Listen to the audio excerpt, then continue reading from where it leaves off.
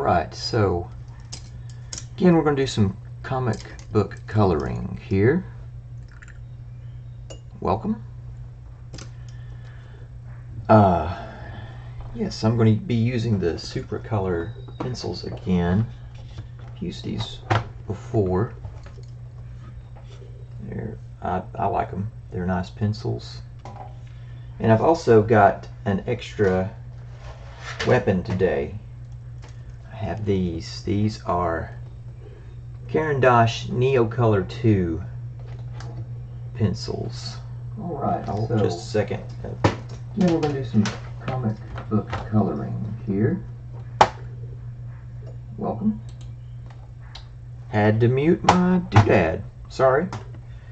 You know, I'm still figuring this out. So here we go. So once again, we got the Neocolor II Aquarelle, and these are just crayons that are water soluble. But I've got a better range of colors here, so that'll work well with my Supracolor pencils. And let me show you why that is, because they're both Caran, right? Brand. So let me take out a pencil here. So here's the Supracolor, and the number is 3888. Actually, no, that's the model number. The number is 090, purple. Okay, so there's purple, 090. So I'll look in my crayons here. And here it is, 090. And it's poupre, which I think that's kind of funny. So I've got a little, let's find a little scrap of, here's a bit of scrap Bristol. Now, so these are color matched. So if I put down a little bit of that, a little bit, of course this is, you know, obviously it's going to have a better color payout. Let me just get a little more aggressive here.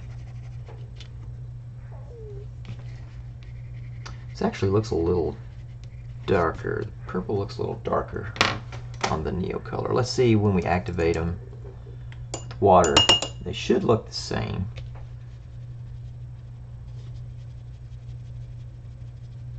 So there's that.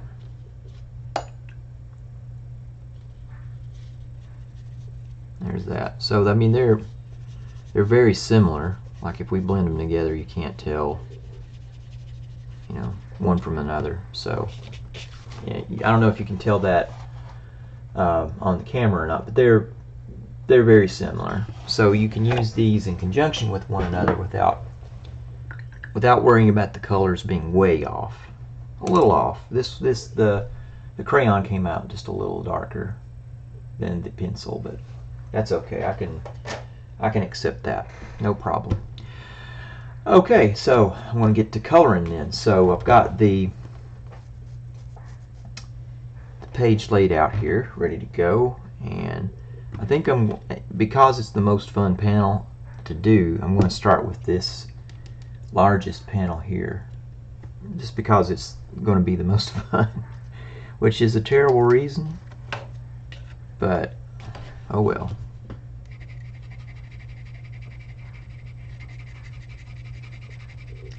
And I'm just going to start out with the wash of this light green.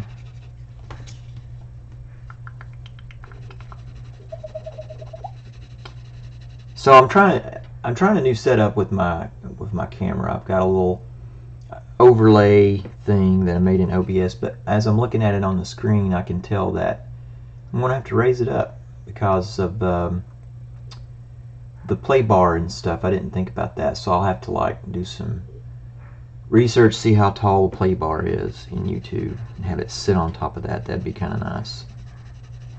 Reposition it. I probably could go ahead and reposition it now, actually. I wonder if I could.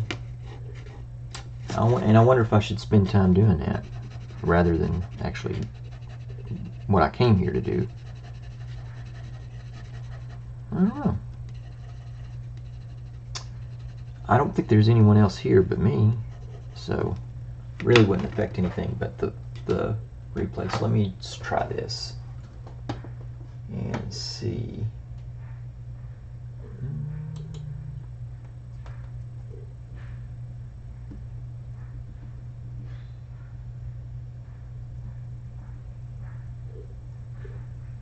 See how this goes now. And it'll take a bit of time for that to, yeah, but I think that's going to be about perfect. Alright, so open this back up. So yeah, I added a little overlay in OBS. I always call it OSB, but I think that's like a a building material. All these anagrams, for crying out loud. It's like, if it's a computer thing, it's got to have an anagram of some kind. Is that an anagram? Is that what that's called? When letters spell out a word, but not really? I don't know. Grammar was never my strong suit. I liked literature, not grammar.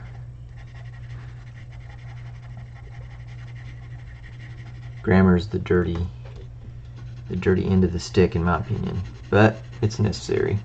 Necessary evil. Okay, drawing away. So, saw Avengers Endgame over the weekend, which I'm sure a lot of you folks also saw, have seen, will see, of course.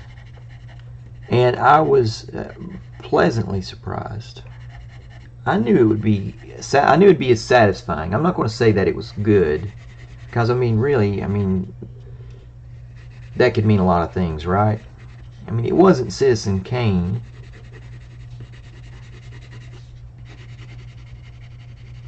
Or Schindler's List, but it was fun. It was interesting. It was entertaining. So it was a good summer movie in late spring or middle spring, whatever this season happens to be. I don't know what you call it. Whatever you want to call it, I guess. It's fine with me. And yeah, I was pleasantly surprised. I thought the characters were all on point. I thought the special effects, of course, were good. They did some interesting things with the characters. Some of them were really kind of gutsy, the things they did. So yeah, I won't give anything away. So, oh, and I see it did raise it up, but now the play bar is not even there. So I guess the play bar disappears. So crap. So should I move it back down again? I don't know. Maybe I'll just leave it there. So yeah, I'm not into the spoiler thing, and either way, I'll just say that I liked it, and I did. I liked it. My family liked it, so everyone agreed that it was good. So, if you saw it, did you like it? I don't know if anybody's watching, actually. I changed to screen view on this, and it's like, I don't know. I don't know if I like it or not, because I really don't have much idea what's going on, if there's someone watching or not. I'm not totally sure that the chat, that I'm seeing that either. So, alright, let me just take a moment just to make sure everything's doing alright here. I mean, it looks like it is. I'm kind of afraid to go back, that it'll mess with something. But I am going to mess with this. I'm going to put this back down where it belongs, because it looks dumb now. Okay, there we go. Alright, so I'll come back here. Unmute. No, don't want to unmute. Alright, so Just moving some things around, trying to figure this out, as usual.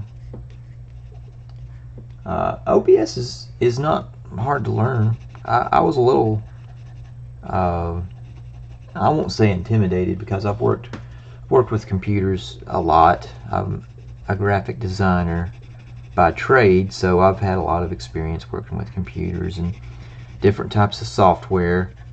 Not always the latest and greatest, and trying to make things work, so on. So I wasn't terribly concerned about learning a new program, because I do that a lot. But I did want to make sure that I did it right. So I actually watched a video tutorial. I really should post a link or something to that guy, because his thumbnails look crazy, but the content is top drawer. You know, like how on some YouTube videos where someone will say, I'm going to do X, Y, or Z. Like, I'm going to show you how to fix your dryer. And you're like, oh yeah, because my dryer is really jacked up and I need to fix it. And then they spend, 3 minutes telling you why you need to fix your dryer. It's like, well, I know why, because I need to dry my clothes, right? I don't need you to tell me why I need to fix my dryer, or about your appliance repair shop, or you know what I mean. I don't mind that to some extent, but some guys just go way overboard with that. It's like 3 minutes into the video and you're still waiting to find out what the 5 best small cameras for 2019 are. Stuff like that. That really annoys the heck out of me, and I'm sure it does most people. But anyway, let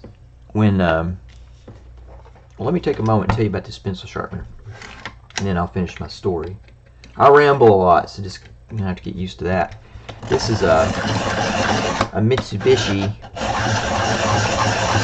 KH20 pencil sharpener. I love this thing.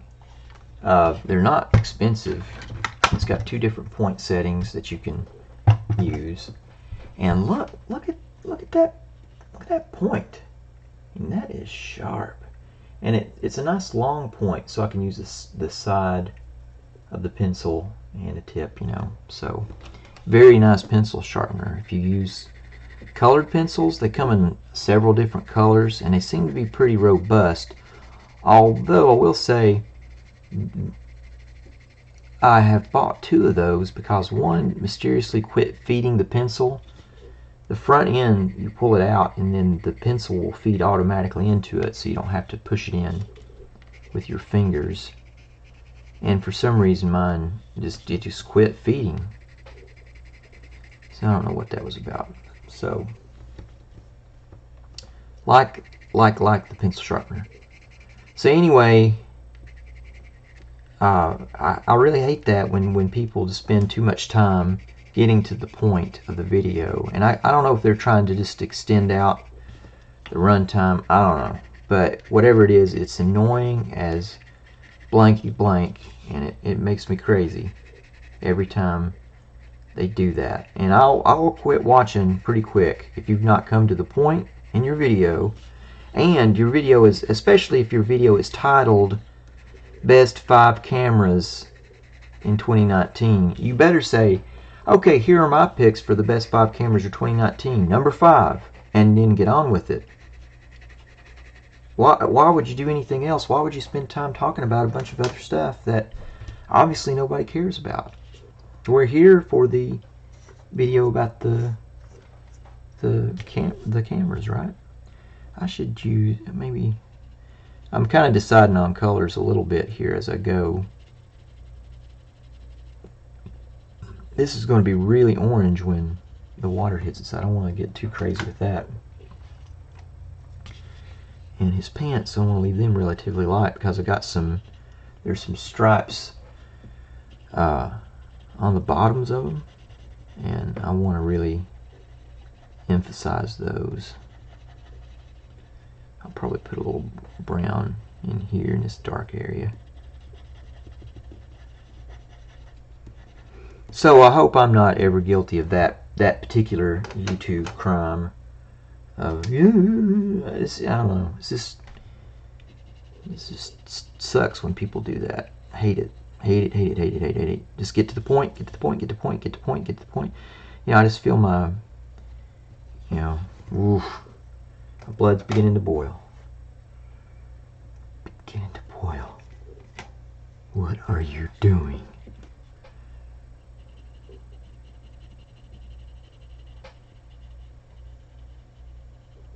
And just being overly enthusiastic too. I don't like it when people are overly enthusiastic and just like, hey, whoa, yeah. So, man, chill out a little bit. And and I criticize, but dang, my videos are not good. I mean, some of them are. If I spend time to actually make a video, I think they're good, and I would watch them myself. But some things I do just aren't any good. They're crap. It's a crap. A crappy video. But that's okay. I hope you get something from the video. I don't know what, but I mainly do this for myself anyway. I always wanted to be like Bob Ross, and I'm not kidding. When I watched him when I was a kid, I loved watching Bob Ross, and so I thought, yeah, that'd be cool to do that. But I never thought, that I would. So, but now I can do it on YouTube, and it doesn't really matter to me if anybody watches. It's just fun to sit here and draw and talk and pretend that millions of people are watching. Everyone's watching. So, let me hit, before I activate this pencil stuff, let me get in here and finish his pants up. I don't want to leave too much sparkle here.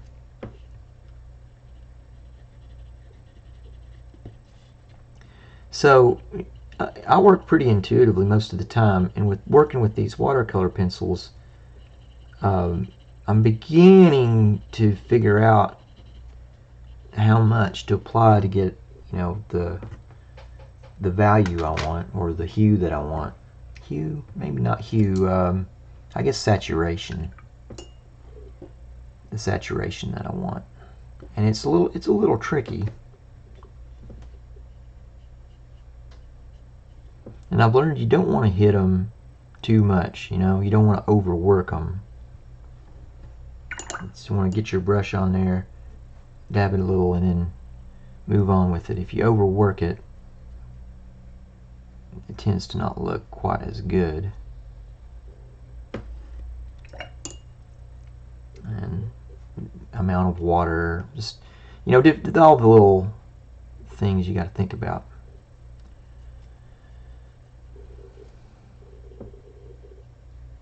These pants are a little too yellow, so I'll go back in with probably that brown that I talked about earlier. I do want his pants to be distinct from his vest though, so I may leave him more yellow. Won't hurt anything if I do.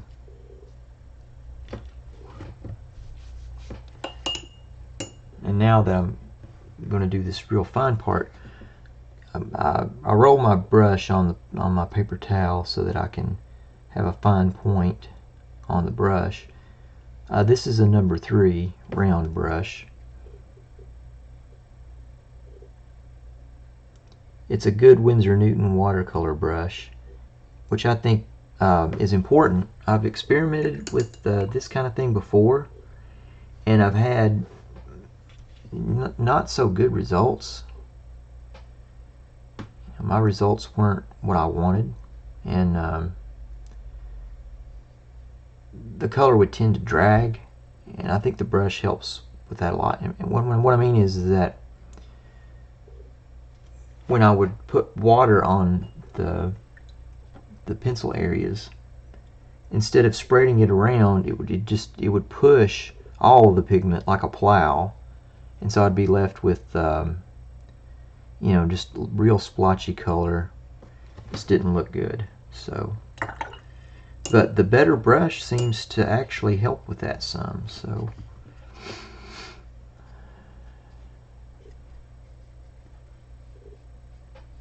yeah, that orange is a little too much, but yeah, it'll be all right. I think it'll be all right. As usual, he looks a lot lighter on the camera than he does to my eye. So be aware that what you're seeing is not what I'm seeing. So he looks a good deal darker to me. Just hitting this greenery area here. Like these trees, and I usually will rinse my brush before I move on to a different thing, but I'm not this time, because it's okay if the trees are a bit green, because they're trees, right? It's a natural thing, and so I'm not opposed to them having a little bit of a natural color to them. I noticed that this, maybe I should turn this a bit.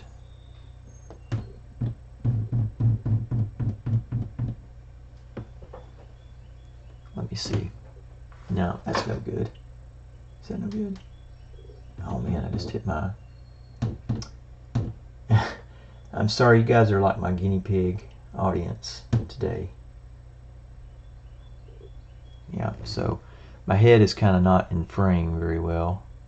But, you know, I'm using my eyesight camera and my webcam. I don't have two webcams, so I'm a little bit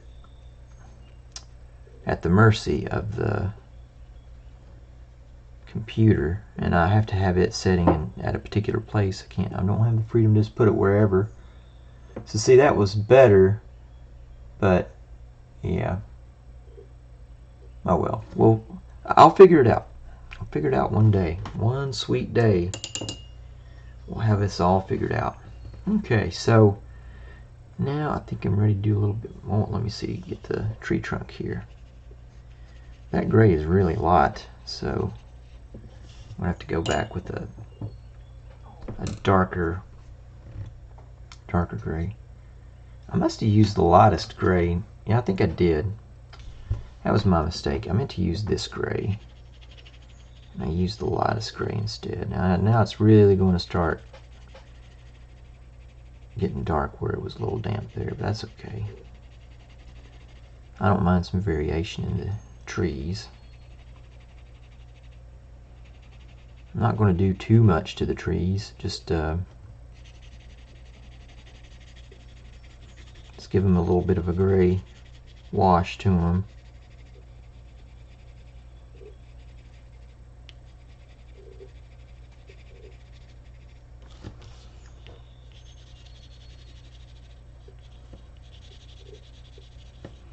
It's still a bit damp, so the color is really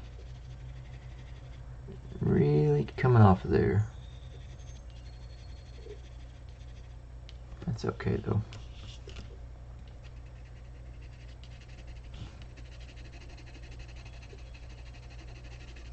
So it is another really beautiful spring day in Northeast Tennessee. I hear birds singing outside. It's just very lovely. Which, I'm in Northeast Tennessee, by the way.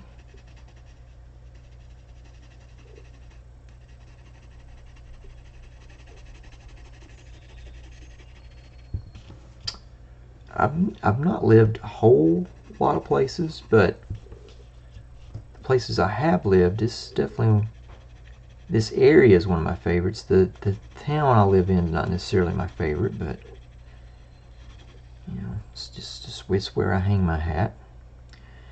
But the area is definitely, we've got so much natural beauty. It's just really hard to think of a place I would rather live. I lived in Huntsville, Alabama for a while. That was nice. I liked that. That was a nice place to live.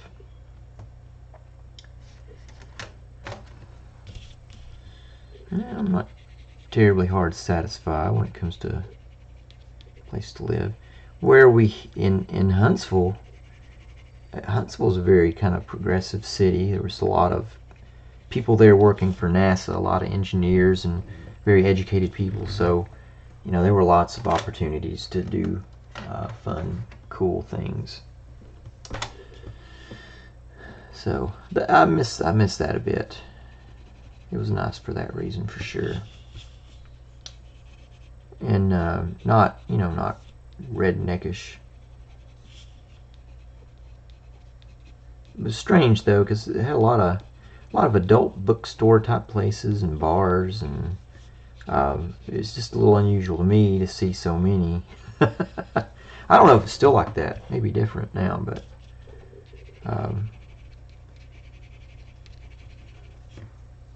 they were just kind of, I don't know.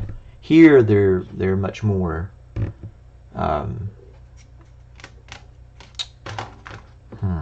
would I put it? Like, tend to be out in the middle of nowhere, kind of like the Shameful Place, and there they were just sort of like on the main strip where, Chick-fil-A and McDonald's, and there's the strip club. Kind of weird. Alright, get to use my pencil sharpener again. So you see, you pull that out, it stays out, and then you can put your pencil in here, and there's a little clutch mechanism that holds it, and it will draw the pencil in, and it stops automatically when you've got a fine point on your pencil. There you go.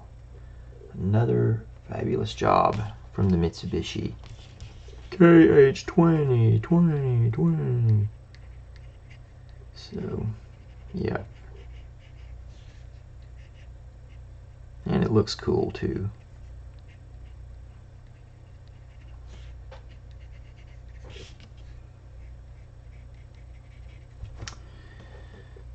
So, what will I talk about?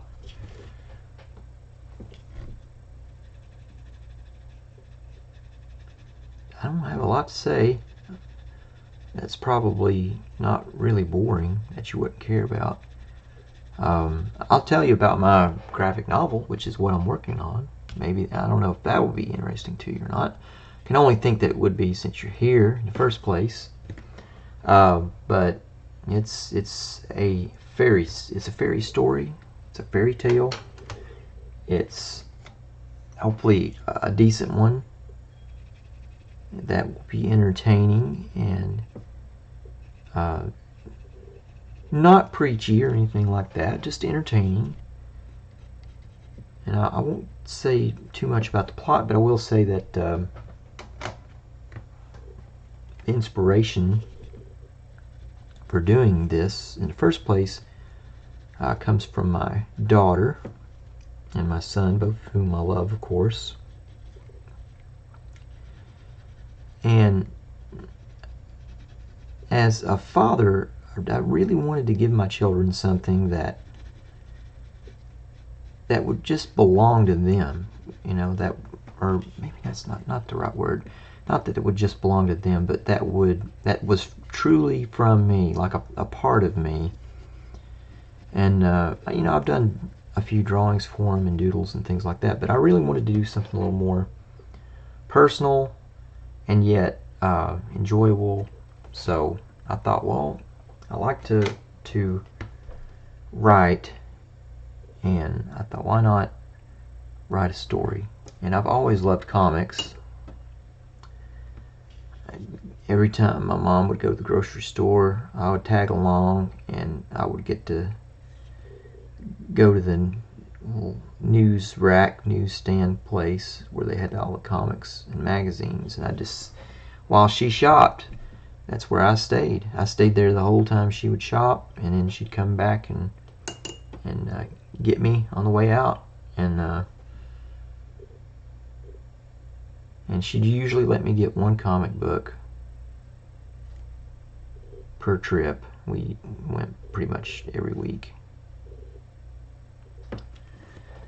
Comics were like 35 cents. It's pretty awesome, and I mean, you know, so many good comics then. I don't know what the state of comics are today. My children they were never big into comics like I was when I was a kid. It just never was something they were interested in. Although both my kids are good at drawing, you know, video games and videos and things have sort of taken the place of comics in a lot of ways, unfortunately. But I know that there are a lot of kids that still do like comics because they're still there. You still see comics. But man, there was a bunch of them when I was a kid at the grocery store. We didn't have a comic book store in my town. I lived in a small town and didn't have a comic book store. Now, you know, you'd be crazy to try to open a comic book store in that little town.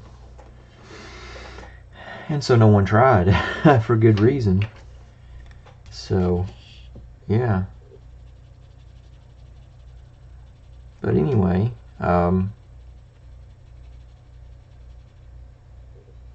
you got your comics at the grocery store. That was it, man. You didn't have anywhere else to get them. So, Mom would go to the grocery store, I'd tag along, get a comic. And that was about the time that the Marvel Universe comics were coming out. So I got a bunch of those, and I loved just, you know, reading about all these, you know, superheroes and things that I'd never seen before, and it's just like, wow. And, you know, page after page of cool pictures of superheroes, and that was what I was all about, you know. And then they came out with the dead and active version, you know, all the inactive and dead superheroes, and then it came out with the technical manual. Now, I don't know which came out first, the technical manual or the dead and active, but I mean, I really loved that technical manual because it had Iron Man's armor, Spider-Man's web shooters. I mean, it was really cool, and they'd really tried to explain, you know, how these things could be, you know, like he did it this way, and Iron Man's armor works this way. Like, how do you explain how this, you know, at the time Iron Man looked like a naked man, right? Like you could see his muscles and stuff through the armor. It wasn't like today where, you know, Iron Man looks like he's wearing, you know, wearing armor. He just looked like a person then. So it was it's interesting to see how they explained that.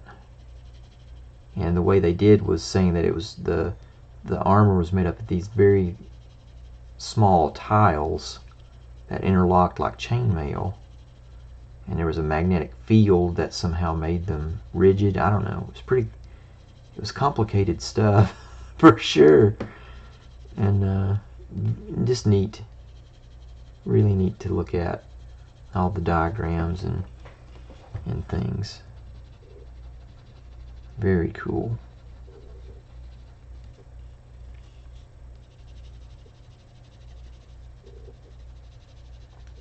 So yeah, I was a big comics nerd.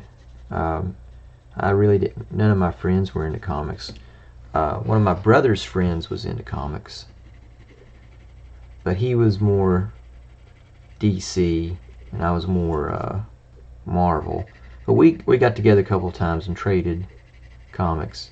There was a couple comics he wanted I just wouldn't let go of, though. He was older than me, and so he knew more about what was probably valuable, and so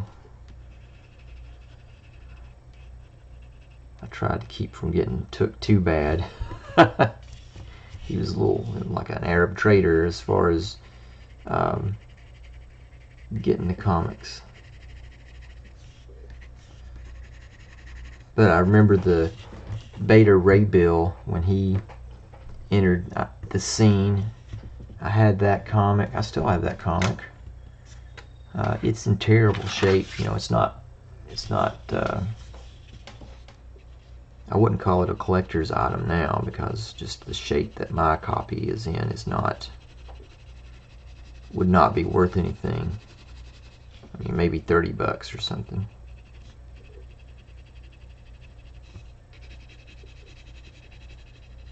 I loved that storyline. That was my introduction to the Walt Simonson Thor character. I really loved it. I don't. Somebody out there probably knows if that was his first issue of Thor. I think it might have been. It's really good. It was a really cool concept, and I really liked what they did with it. And I liked how that kind of led right into the whole Ragnarok storyline.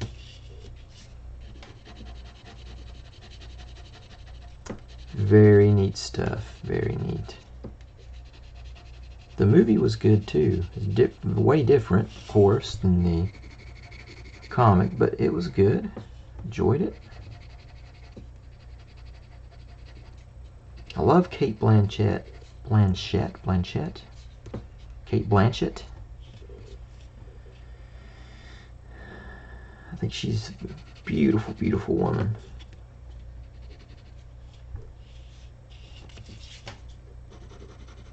I still remember seeing her in Elizabeth, the first one, at the movie theater.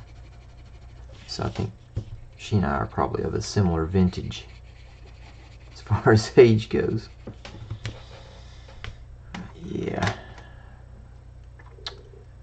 Yeah, lots of happy memories.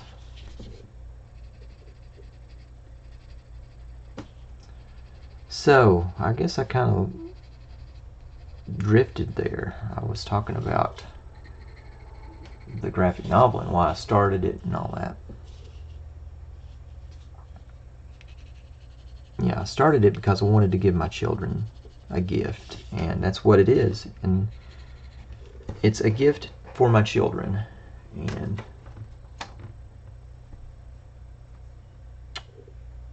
I look forward very much to getting it done.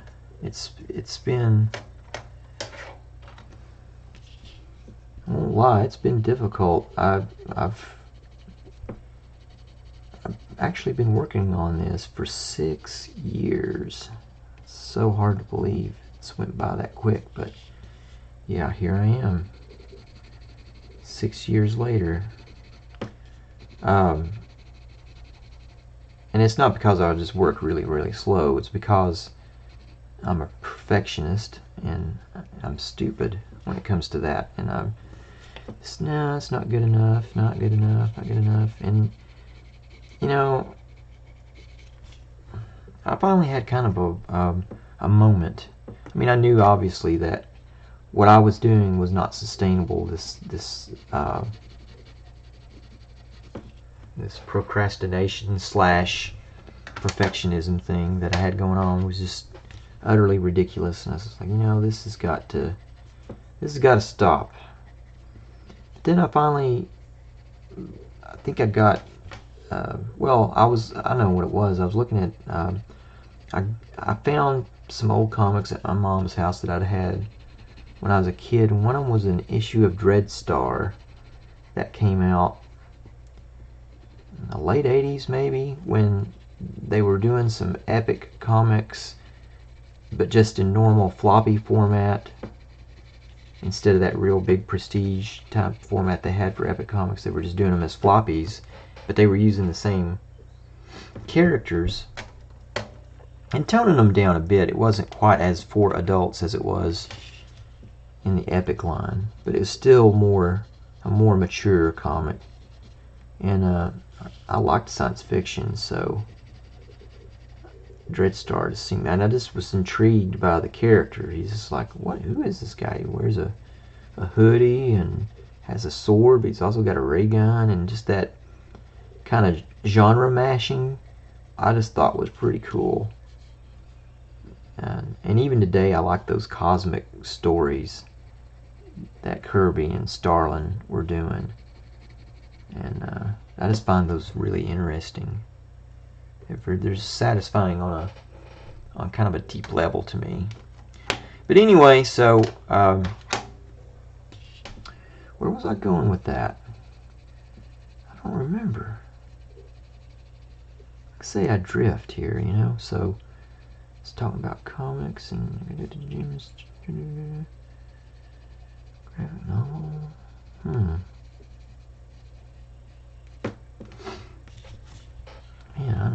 oh, yeah. So I was talking about perfectionism. Yeah, perfectionism. Yes. So I got interested in that because I found my old Dreadstar comics, and I got to thinking, man, you know, now I could actually find out about the story. Back then I couldn't, you know, because it was just whatever was there was what I could get. You know, whatever was at the grocery store, that's what was there. And you know, I went to comic shops very rarely, and you know, when I was there, I never thought about looking for back issues of Dreadstar and figuring out the story or anything like that. I just thought, well, oh, cool, comic books, you know, and I would just probably look at whatever was new to me, you know, like what few little manga they would have and stuff like that. That was just this utterly alien stuff, because that's what, you know, turned me on. So I didn't bother looking for things like that. And so I just realized I was looking at those books, and I thought, you know, I could get these on Comixology or something and actually read them, and then I would know what was going on. And yeah, so I went to Comixology, and there it was, and I thought, cool, I'll get this. And so, you know, I got the Dreadstar collection, and this is not a rip on Jim Starlin at all. I think he was a great artist, a great writer. I thought that his stuff was very cool. So, with that said, though, the art in those early Dreadstars, it was real inconsistent. I mean, it'd have some high points and some real low points, and it was obvious that, you know, he was trying, but he was also, you know, under an obligation to finish this book in a timely manner, and he didn't have time to make it perfect, and he wasn't precious about it. He just kind of put it out there, and he's like, well, here it is, and I really enjoyed it. I thought, it's a good comic, and it just made me think, you know, as long as I'm hitting that kind of level of quality, do I really need to worry, you know? I mean, there's a minimum level of quality, right, that I need to hit. But it's not that high, to be honest. I mean, it's a comic. Come on. It's not, you know, it's not the Sistine Chapel ceiling. And yeah, it's a gift. It's a gift for my kids, and of course I love my children and I want them to have the best, but I also want them to have it, period. So, you know, there's I can't wait around to get perfect at doing you know, landscapes or doing figures in a particular way, or what have you. I need to be mindful of moving on with it and getting it done. You know, I fear completing projects a lot of times, and so I kind of hamstring myself and usually make them too impossible to actually finish by just, you know, continually making the bar higher and adding more and more and more to it. But with this, I just said, no, this has to be done. You know, I'm getting older, my kids are getting older. I'd like for them to actually read it while they still have some small amount of interest in comics and in things like this. So yeah, that helped a lot. seeing Starlin being willing to put his maybe not best foot forward. You know what I mean? Like being willing to say, yeah, well, here it is. You know, it's done, and what's done is done.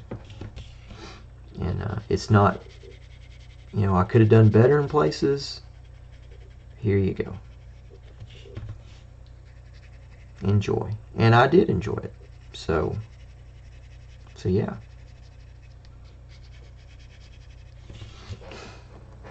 And I'm not trying to say I'm as good an artist as Starlin. I don't know. I mean, is it really a thing? I mean, can you really figure that out? I'm not convinced that you can. Even know things like that just seems a little silly to have that discussion, but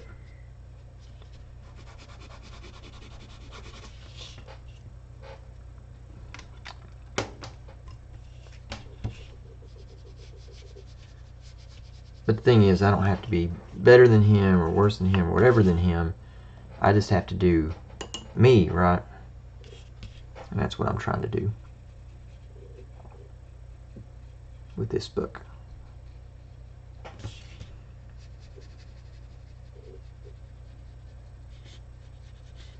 And it'll be the best book that Andy Woods can do. And yeah. And so far so good. It's going along well.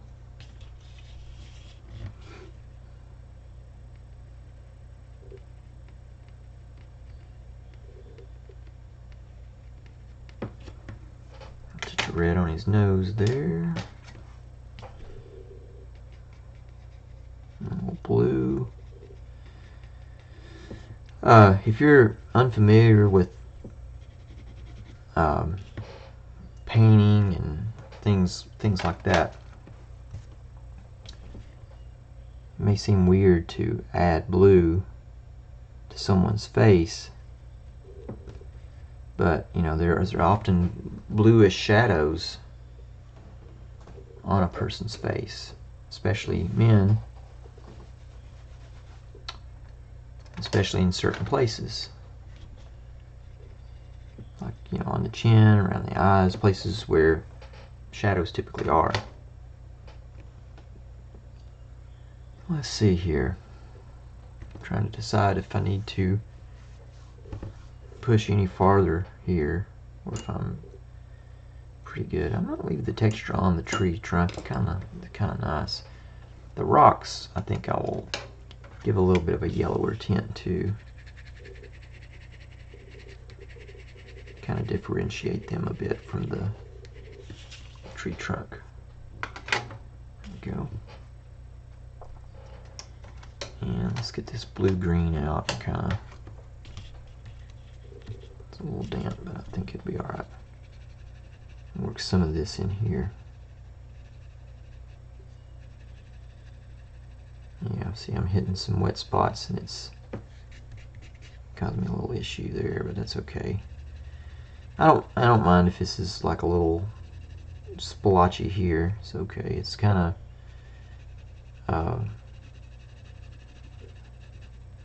of trying to create a little bit of value contrast here, so that make my figure stand out a bit more. So yeah, I figure if Jim Starlin's willing to you know, put out work that is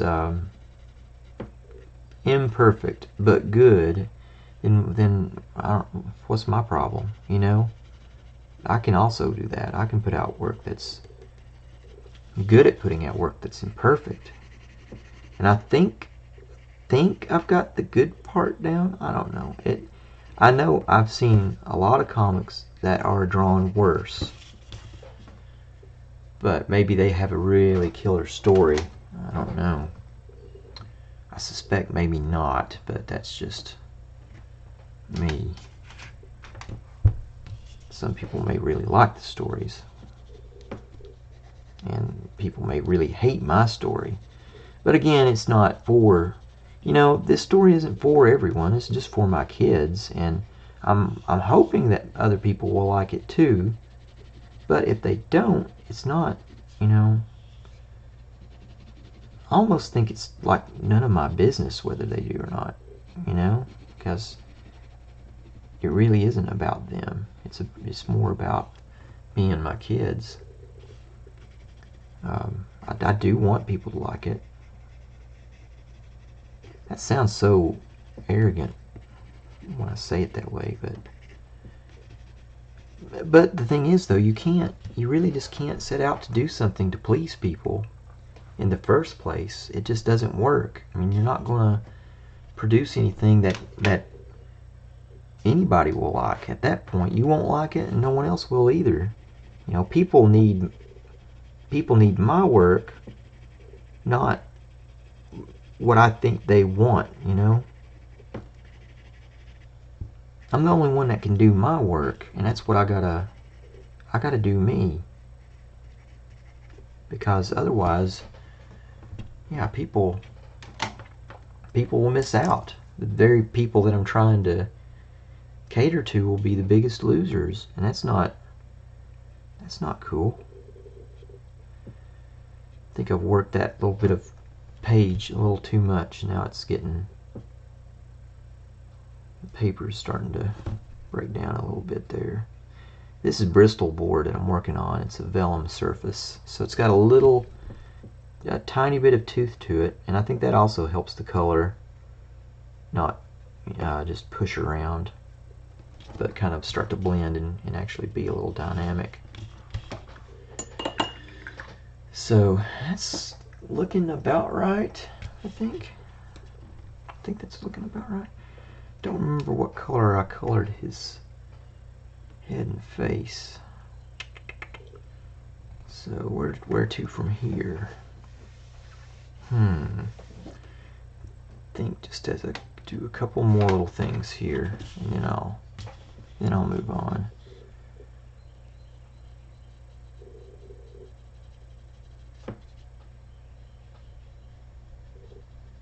Define these areas a little bit more. I really like that concept of him having these really loud stripes on his pants. I don't know. Just, you know, just an idea I had, and I thought it would look kind of cool. Decided to kind of set him apart. Okay, now I'll do his little bundle.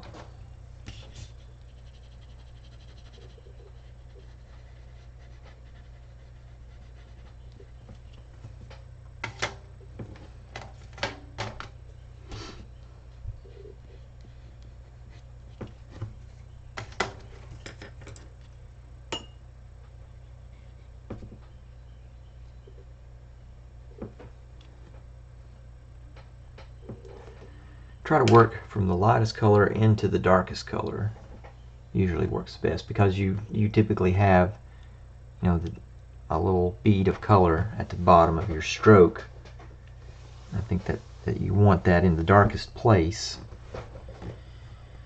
Okay, so now I think I'll maybe do a little outlining of his figure just to really separate him from the background.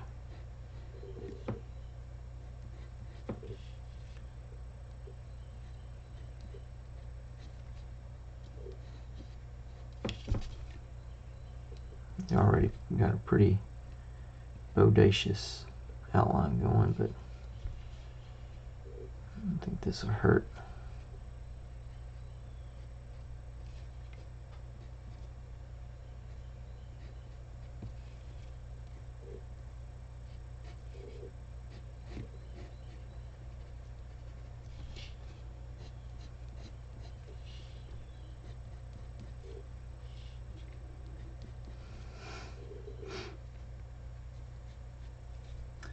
Generally don't like comics that are painted because I think it's hard to pull off.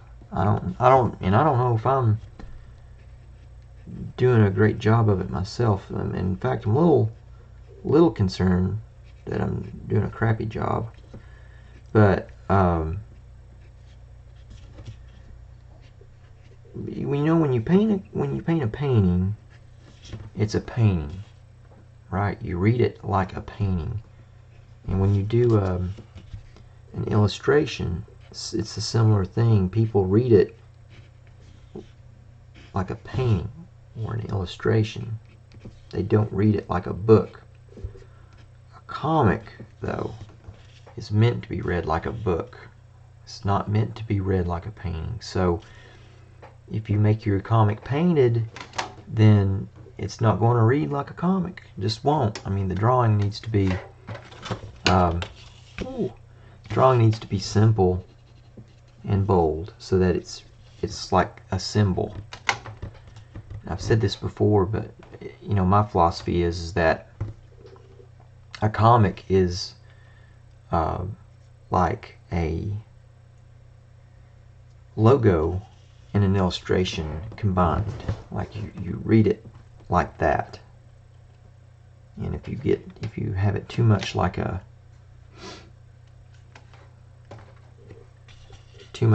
illustration, then it quits reading like a logo. And if you have it read strictly as a logo, that's probably okay, but I think it would be ultimately not as satisfying.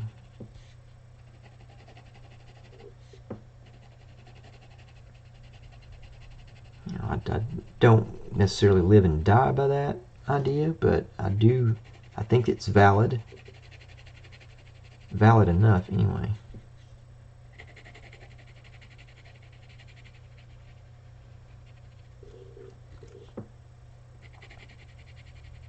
So from time to time I'll twist the pencil like that. I'm just putting another edge down. So as I use the pencil, it wears away, and inevitably, of course, and as it does so, the edges of the pencil get sharper, and then when I move from area to area, it's harder to control the value, or you know, how much pencil I'm putting down.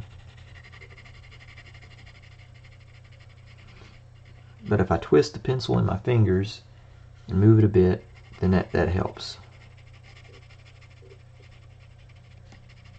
That helps. So that's why I do that. When I finish with the spot and I'm moving, I'll give it a twist.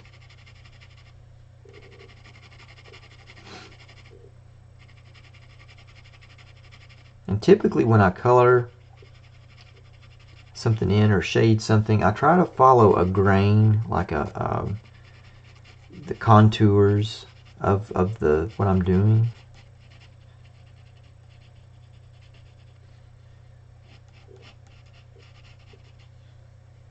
And generally I try to pick the direction I pick to color in is usually the one that has the most contour to it, but you know, sometimes not. Sometimes I just flat out just color and leave a lot of those other considerations to the wayside, because it has to get done too, right?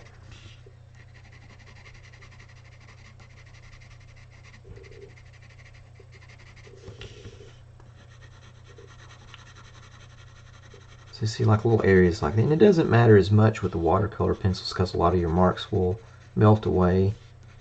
But I do try to, you know, follow. Like I'm trying to think of he's standing in the ground, right? So I'm trying to think about how the ground undulates under his feet and stuff. And I'm trying to kind of capture that with my pencil strokes.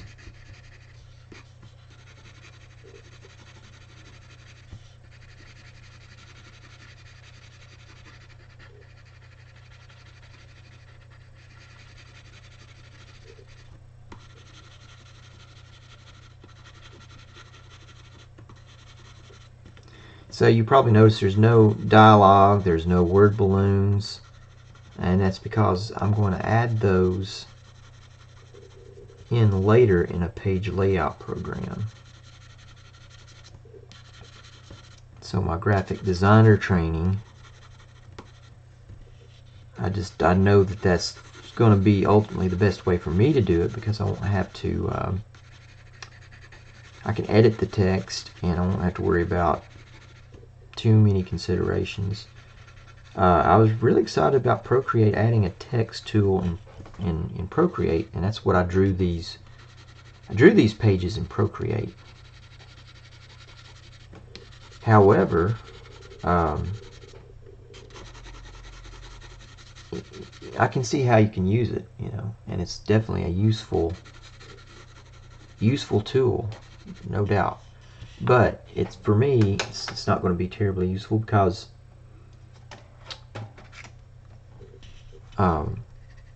I can't really, you know, editing the text, like the kerning and little things like that, which is something I definitely want to do, is just going to be way too cumbersome to do it that way.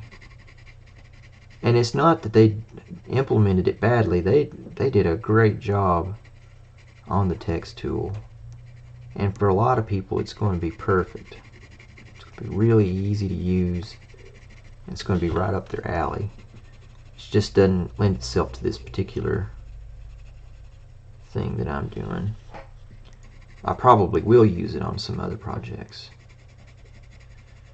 but it's just not right for this. It's good to kind of look at text and see where it's going, but the thing I'm running into is, if I do the balloons first, the balloons are usually too big.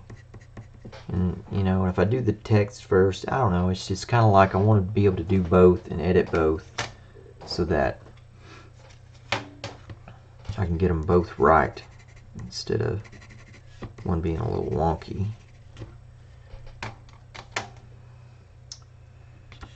Okay, we'll moisten him now.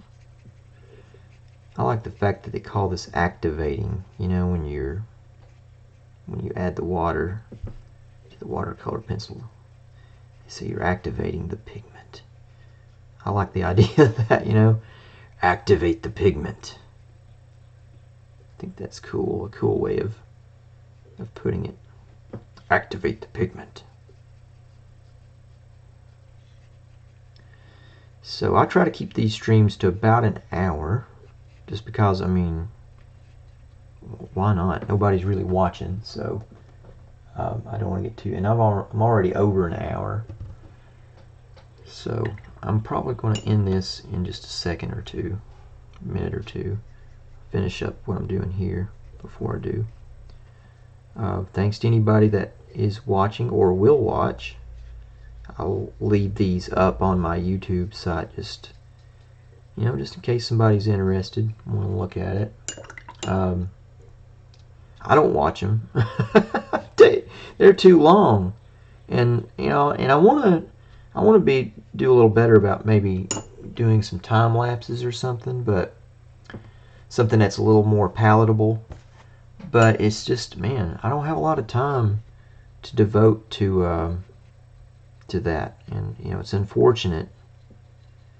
I really wish it wasn't so, you know, that I could spend time creating the videos that I would want to watch, but man, I just don't have time to do it. You know, I'm like everybody else. I'm trying to get by, you know.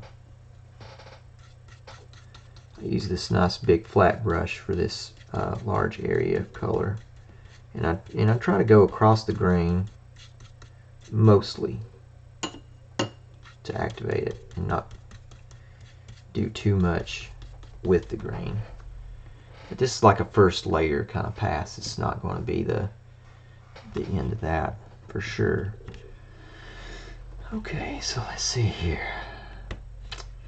Well, I think that's good. I'm going to end my stream here. Always appreciate people watching, and thanks for stopping by. And if you said something I didn't notice, or came in and I didn't notice, sorry. I'm going to try to do this every day for an hour. So yeah, all right, have a good day.